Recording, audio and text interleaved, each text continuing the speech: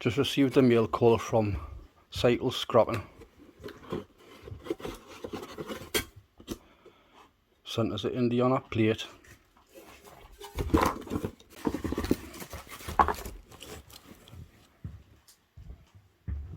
And he sent us 2 coins as well.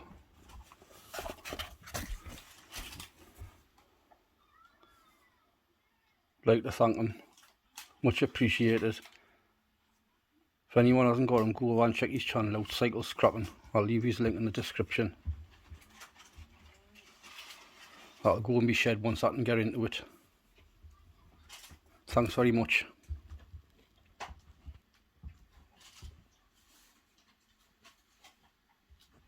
They said, don't fall, don't forget all the things you've been taught, you've been told. Don't blame